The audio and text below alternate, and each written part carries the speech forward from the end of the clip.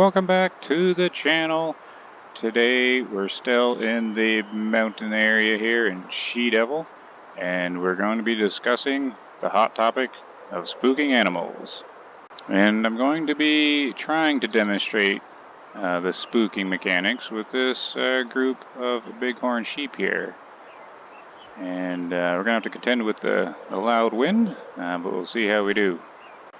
Now I do have a bit of time to go over some of the spooking mechanics because this bighorn group here is heading to its resting zone, which is in these hills here to the east. So they got a little bit of a journeying to go, but they should settle down, and that should give me some time to go over some of this. Now to show some of this, I'm going to have to keep them in sight somehow.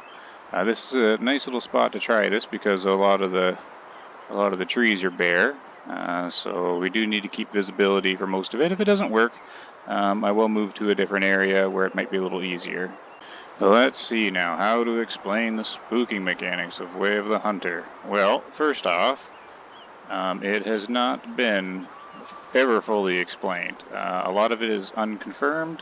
Most of the information is coming from just community knowledge and my experience and feedback, and some of the information has been confirmed. Now at this point, after a bunch of updates and patches, I have lost track of what exactly has been confirmed and what hasn't been. But it does take a while to get used to the spooking mechanics in this game because it's not like anything in any other hunting game really. It's not as binary, it's more fluent. And what I mean by fluent is, well, you sort of have to think about how they may have programmed this into the animals. First off, each species and animal is different on how on its spook radius, and but some of them are kind of copy and paste. For example, elk and red deer are very similar on how their spook behavior works. But the basics of, like the very basics of it, it is understood that each animal, so it's not herd wide like a single herd meter, it is each animal has an individual spook meter or an alert meter that you can't see. It's kind of, it's like a invisible little meter that each animal has. And it basically starts at 0 or so, and by actions of the hunter, the meter will slowly build up, and once the meter gets filled, then the animal spooks. So the goal to not spooking an animal is to make this hidden spook meter never fill up. And this is going to be very hard for me to explain while trying to approach these bighorn. And this may not be ideal since it's going to get pretty heavy and I've lost sight of them. But it's not a big deal because once I get the explanation out of the way, I could just go find a different herd if I mess this one up. But yeah, each animal has a little spook meter that you have to not fill up. And if there's a lot, there they are calling there, if there's a lot of animals in the herd, it's typically easier to spook them because each one has its own individual spook meter, and as soon as one of them gets it filled up, they will spook the rest. So that's part of the reason why elk are kind of so challenging. Let's see, what else to go over? So that's the first thing to get your head kind of wrapped around. In other games, it's more binary. It's like either you approach an animal and hit a certain distance, and then it spooks. It's kind of like an on or off switch. Well, there's some different stages in other games, right? But none of them do this nice fluent kind of build-up, or at least it's attempted to be more fluent is kind of my take on it. So it's not so binary. I think it's the developer's attempt to make the animals seem more realistic and not so binary. But now I've lost sight of these guys. I do know where they're headed though, so I should still be able to get back on track with them. But that's the first thing to understand is the little meter thing. Now how does the meter fill up? So everybody knows the basic 3 senses that hunting video games have when you're generating alertness in the animal. So there's the sense of smell, hearing, and sight. So the first one to go over, I think, I'm just hearing something though. I'm going to keep getting interrupted. I don't know if that was them spooking or not. Did I already mess it up? I don't see a lot of sight of them, so I don't know how close I am. And some of this will make more sense if I ever get through my explanation. Let me check on the wind here, because the first one I'm going to talk about is scent. So the wind's going that way. And I'm doing this in ranger mode just because I think it demonstrates it. It demonstrates something very important where it forces you to actually watch the animal and not just be watching the UI the whole time. But anyways, the sense of smell in the game, the scent, actually doesn't technically spook the animal in the game. I don't think I've ever spooked just due to them smelling me. What spooking does is if you open up your map, you'll see this little purple cone depending on the wind, and it stretches out farther than it's actually displayed on here. But how basically your scent works is if the animal is within that purple mist of the scent, their meter will start to go up, but I don't think it ever goes any above a certain point in the alertness. Like, it'll never fill up just on scent alone. What it does is essentially if an animal goes into it, it acts like a push. Think of like just how they would like program it and into like the AI, the animals. If they're in this purple mist kind of thing on the map, imagine it goes out farther. If they're in it, it works like a push. The animals are going to be trying to avoid the purple mist, pretty much. They won't really spook from it, but they'll trot away from you and they'll keep getting pushed away. So what that means is you don't have to worry about the scent so much in being a direct spook, but it does prevent you from getting close to the animals, and it does set them more alert. So that little meter is easier to generate. And that's them calling there now. I don't know the sounds of the bighorn, if they're just calls or which ones are the alert sounds, but that's part of the fun of the ranger, trying to learn the actual audio cues. But that's the sense or the scent, the sense of smell, because it doesn't play such a big factor as in some games, except for that push factor that it has. The next one is sight. This one's quite simple. A line of sight with the animal. They see they spook, or the meter will start to build up. However, in this game, it is a bit more simpler because on most animals, the significant ones anyways, the larger ones, the sense of sight isn't much of a factor in this game, and that's because sound in this game is the key factor in spooking, or building that meter up. So you can almost ignore sight altogether, pretty near, because by the time they can see you, they would have already spooked from the sound. So when I'm talking about spooking the animal and filling up the meter, it's almost always just sound. You can sort of picture just a radius coming out of the hunter. So, you know, I'm going to throw out some numbers. They're not specific or super accurate because it's all different compared to compared to what animal you're hunting. But you can imagine a circle around the hunter with constant sound. If you're moving, you're generating sound. Now, if you're crouched or slow crouched or walking or jogging, it just makes the intensity of the sound more. If the animal is within the range of the sound of the hunter, the meter will start to build up. And how sensitive the meter is to this hunter's sound is dependent on the species of animal. So I'm hoping that's sort of making sense. I know it's kind of complicated. You gotta remember, this is not fully confirmed. This is just from hours and hours of experience and community members sharing their experience. And I do believe the spook meter has been confirmed by developers. I believe it's, at this point, it's pretty much a sure thing, and the actions we see pretty much prove there's some kind of meter buildup. So in this scenario, I can't see the bighorn, so it's not the perfect kind of scenario to demonstrate. However, a lot of the times when you're spooking animals, you're not seeing them anyway, so it's still an okay example.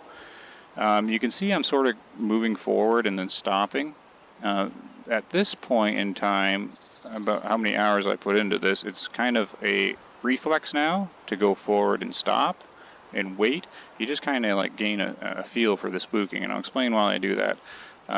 So right now the wind is not a factor. The bighorn are over here somewhere. They are going to be within range of hearing me, within that sound range. The sight I'm not concerned about because they are going to spook from sound much sooner than sight. So I do know they're within 200 meters. Now the 200 meters isn't really a specific number or anything like that, but it is important to know if an animal is within 200 meters that most of the animals, their little spook meter has been triggered. If you're within 200 meters, typically you got to start being careful. So what happens is, depending on how fast you're moving and what terrain you're in, if you're in the woods or the forest, you're making more noise. The forest is always harder to hunt in. Depending on how fast you are moving and crouched or standing, that indicates how strong your impact is on the spook meter. So right now I'm doing slow crouch because that's kind of the best way I found to do it. I don't find prone helps all that much, so slow crouch is typically the best way to go. And the best way I find it to go is basically this. You can go prone and you can stand up and go slow. You can do all sorts of things, but the trick is whenever you're moving, if they're within that range, that spook meter is filling up. And the only way to deplete it, bring the spook meter back down, is to stop. So when you halt like this, their spook meter will start to drop. So essentially you're playing with this invisible spook meter. As soon as I start to move, I don't know where the bighorn are, but I do know they're going to be hearing something, and their spook meter is going to start to rise. I have no idea how much it's I know it's rising slowly, but I don't know exactly how far away they are. And the closer I am, the quicker their spook meter is going to fill. So I'm going to stop, and I'm going to let that spook meter deplete. You can't see it. This just comes from experience. So that, in a nutshell, is how the spooking mechanic works. There's more to it, of course, but it's essentially do not fill up the spook meter. And if you can see the animals, or if you're playing in difficulty where you got the UI, the hunter sense, you can see like when they go alert. Basically, when they look at you, they go alert. Oh, that's them calling there. They are still straight ahead of me. See, that could be alert calls. I'm not too sure because I was sitting still. I don't think that's alert. It might be though, depending on how close I am here. That's what I'm still trying to figure out in Ranger. That's why Ranger's so interesting to play, trying to figure out the exact sounds. See, they're yelling back at me, potentially because I've built up that meter to a certain point. They're giving off the alerts thing. So now I got to hold still. So that alert meter will drop, even though I cannot see them. I know it's dropping, and you sort of get a feel for it. When it gets low enough, I could start creeping forward. The problem is once you get too close, the meter just fills up so fast, they will spook really quickly. And I don't know the range I'm at here. If I look at the map, this is their rest zone here. I should be almost on top of them. So I do expect to spook them soon. But you can see I'm doing this without even thinking, going forward and stopping quick, because the meter will build. The meter will deplete. And then the meter will build up some more, and then deplete. It all depends on your patience here. Now, they are calling, and I'm pretty sure they are alerted. So that is their meter has built up. Even though I can't see them, they can't see me. I am within range of their silly little spook meter. And remember, there's a bunch of them in the group. And it only takes one of them where the meter gets filled up to spook the entire thing. So I am going to focus on hunting for just a minute because there's a bit more to go over. I don't know how well I explain that. It's such a complicated mechanic that's unconfirmed, but I do hope it makes sense. I know I'm kind of repeating myself a lot, but it's just something you got to remember. It is a spooking alertness meter each animal has that you do not want it to fill up. And you just kind of keep playing and learning and get a feel for it. And every animal's different. If I remember, once I successfully get one of these guys, or end up spooking them, I will tell you what my opinion is from, well, a built up of sort of community knowledge of which animals are the most alert and which ones are not. Oh, and this is a question though that we haven't quite figured out. When they're at a need zone, the need zone could play a factor in how fast that spook meter builds up. I have the feeling that a rest zone,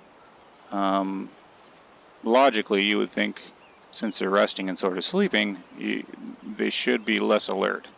And it does seem that if they're in a need zone, and specifically a resting zone, that I have been able to get closer. So these bighorn are supposed to be at a rest zone now. And I'm wondering if I'm getting close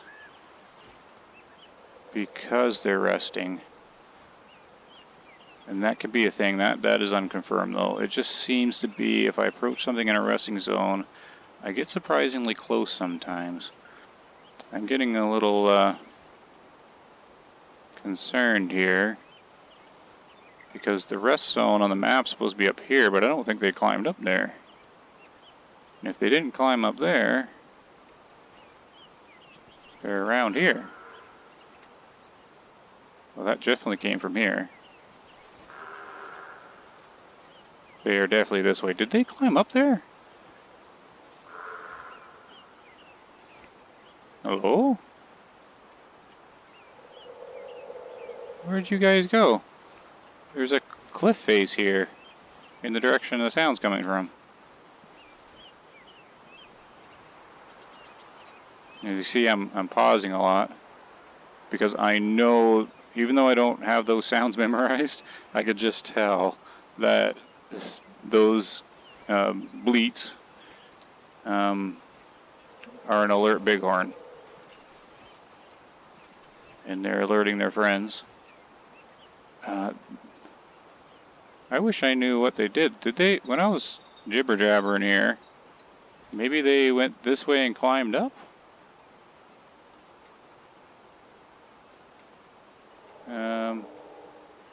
Okay, if they climbed up there, this is not going to be possible from the angle I'm at. There's no way to get that close to them. Like, they'll never see you, but that yeah, they're up there. They gotta be up there. There's no way to get that close to them with that little spook radius the hunter has, the little player has with the sound. The closer you are, the stronger it fills up that meter, so once you get so close, you don't stand a chance. If they're over a hill, it doesn't matter because the sight, remember, the sight doesn't really play a factor in it. It's just that sound. I would really like to get one of these guys, but I'm in a position that is very poor. Because I think they're up there. The problem is if I manage to climb up there, once I get to the top here, guess what? The wind's going to be blowing right at them. So, oh man. I was hoping they were going to bed down before this big cliff, like about where I am now. Well, I'm going to have to pause the recording, I guess. Because I explained most everything I needed to explain. Big ramble on. I hope it does help and I hope it does make some sense. But I am going to have to do a bunch of slow crouch walking here with a bunch of pauses. And till I can get them. That must have been what happened. This is why I like Rangers so much. There were no little sound bubbles to help me out. You're sort of analyzing where the audio is coming from and the terrain. Because that is my bet. I think they walked up here when I was talking, and then I think they're up there laying down. So I can go this way and then swing around up there. Maybe I'll go up here, get some height. The wind's going to stir them though, so when they smell me. But I'm going to try and do that. It's going to take a while, so I'll probably pause the recording while I work away at that. So here's where the patience comes in. I don't have a lot of it sometimes. I'm getting the feeling that if I did predict correctly, I should be far enough away where I can pick up the pace a little bit. Now I am still crouched, slow crouching, but I'm moving away. I don't think I'm building up their little spook meter anymore. So I might go into the normal crouch speed, and we'll see what happens here. Well, these days you will see me praising the Ranger difficulty mode a lot. Even though, you see that was an alert. My fast movement alerted them. And you can't see me, but I turned my head to listen better, which I don't have. I have headphones on, so it doesn't matter. I still turned my head towards the area to hear if there's any sticks breaking, because that was an alert one. So you pause, right, when you hear that alert, or if you're playing on Explorer difficulty or Adventure or something like that. I think the sound will indicate if they're alert or not. You want to stop and let the spook meter deplete. But yeah, you will hear me praise the Ranger mode, even though it's got a lot of downsides to it, because the game's just not fleshed out enough to fully make use of, or to accomplish what they're trying to do with Ranger mode. But you can't, there's that alert again. I'm gonna have to slow it down. You can't get this experience in any other hunting game, in my opinion. Not this one, where you've got where it's all focused on the sound, and you got to watch the animal animations and predict where the herds are going to be, and you know, check out how big the torso is and the scruff of the fur. So, I mean, it's fleshed out fairly well for the main species, the deer species, but it needs to get fleshed out better, like more details in the animals for these sheep and goats and wolves and bears and things like that. So it does have some weak spots to it that need a lot of improvement, and I hope they really do keep improving it, because you can't get this experience in any other game. The closest is the Hunter Classic, but it's a very the AI, and that's very binary and very random. It doesn't have anywhere near this level of like herd detail. Okay, they're alert again, and the wind's going right at them. See, totally predicted what was going to happen. That is them being alerted. That's mean they won't spook from the smell, but the smell will alert them. So they'll start giving those alert noises off, and they'll spook easier. But they're definitely there. My only hope is to keep going this way, so the wind goes past them. The problem is the wind's probably already pushing them, so they might have gotten up and already started to move. And this is all from my guesswork, from just listening to them, from the directional sound, and my understanding of the mechanics of the game.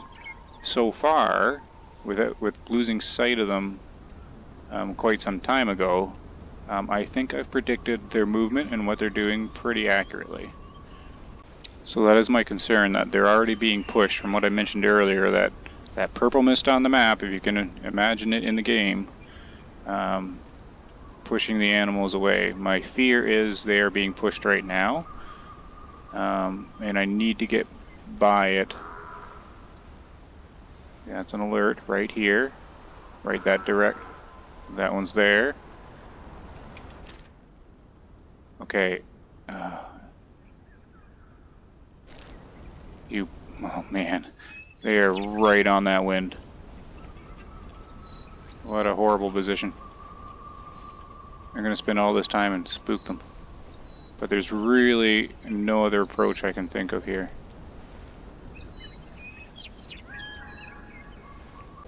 Oh, this has got to be a good spot now. I gotta be past where they were and where the wind was hitting them. I just don't know if they pushed them or not. See, it's opened up here. I need them to be alert again. Sometimes you can use the alert as an advantage because they'll give you a vocalization. Oh, right there. Look, he's smelling. That's a smelling animation right there. They are being pushed away. Now, I'm going to mark them on the map just so I can see how accurate that is. Look at, yes. So blue dot is them. Wind's going right at them. Alright, so he's definitely alert. He's watching. So right there is an indication that the meter's probably more than half full. And there. The meter has dropped enough. It's going to keep journeying here. So the meter's depleting, but they're being pushed. There's another one. Being pushed by the invisible purple smoke. This one, its meter went back up. Don't actually know why. The smell might actually increase it. I just know that the smell will never increase it all the way. It'll never get to the point. But it is alerting them. This also could be visibility here. But if I don't move, like them seeing me, if they are seeing me, I know they're smelling me. If they are seeing me, those two together are not enough to spook the animal. To increase that meter the whole way, I'll have to move. However, I'm going to take a shot on this guy. Oh no, he's going to walk. I'm going to talk too much, not paying attention. I wanted to analyze them more, like the fur and the ages, but I'm not going to get the chance. They're going to go over the hill, and I'm going to lose the chance to get any of them. So I'm moving, generating. I didn't want to take the shot. I don't even know what I'm zeroed at. No, I don't know. Look, I'm gonna lose my chance here. I mean, I could take this guy just for funsies. It's about 100 meters. I'm gonna stand up. Okay, he just fell down right there. Alright, I don't know, male, female, I think it was male. But I just figured I'm not gonna have another chance. I'm gonna have to get another chance at them. I'd have to sit there for a while, let them climb down the hill. But when I start to approach again, like they're going to be pushed right with the wind. So if I try to approach again, they're just going to keep getting pushed.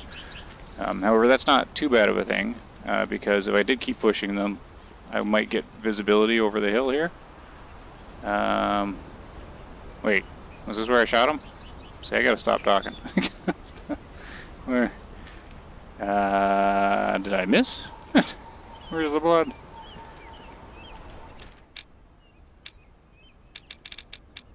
Or maybe I... Uh-oh.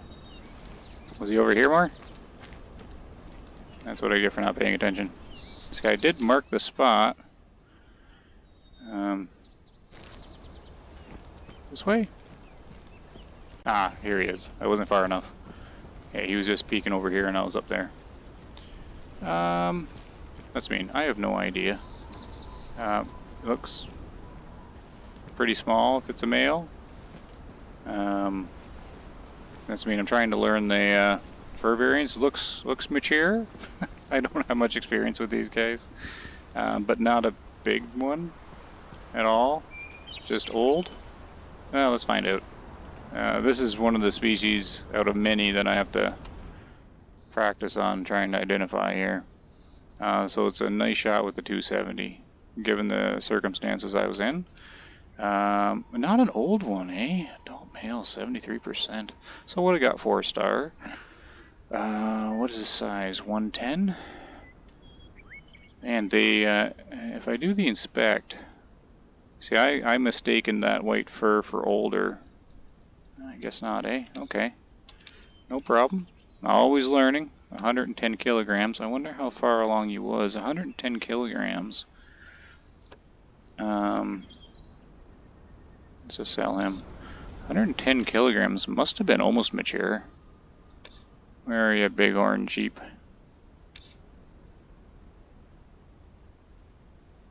No, not quite. He would. Oh, okay, he would have been about 6 or 7 years old. All right. Well, no biggie. Well, if you managed to make it through all that talking about spooking, that is also a nice example of what you can experience in a ranger hunt. Sort of the patience you need and kind of the knowledge you need as well to successfully get animals in ranger. This is not saying I'm any good at the game.